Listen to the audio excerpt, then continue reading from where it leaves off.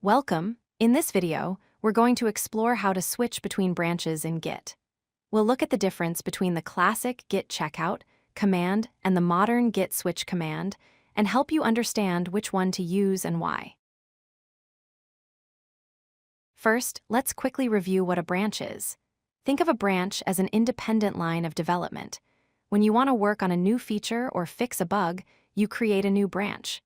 This allows you to make changes without affecting the main, stable version of your project, often called the main branch.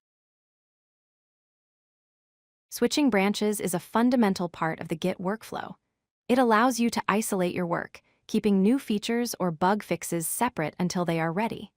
It also enables easy context switching, so you can pause work on one task to handle something more urgent.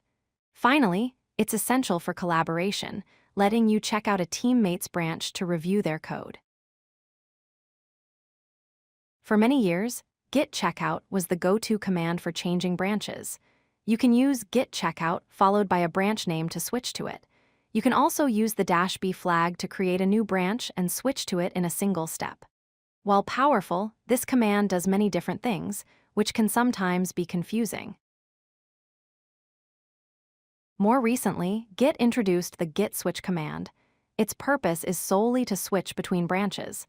To change to an existing branch, you just type git switch and the branch name.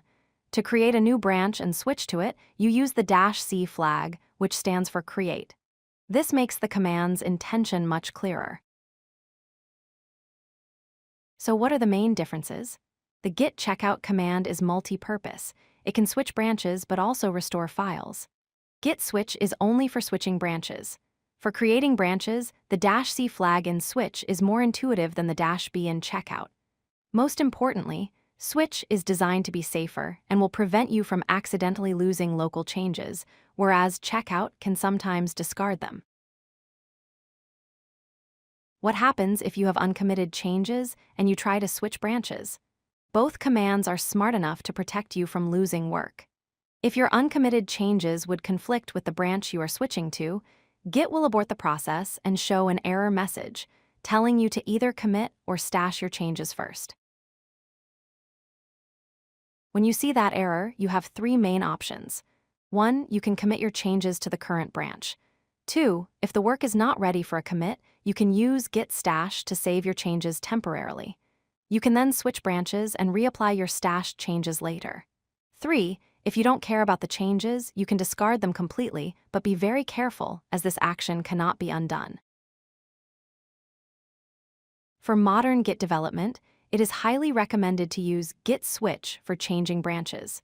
It is safer, more intuitive, and makes your commands clearer. By separating the action of switching branches from other actions like restoring files, it helps prevent common mistakes and makes your workflow more efficient. If you like this video, hit that like button and don't forget to subscribe. Visit codelucky.com for more such useful content.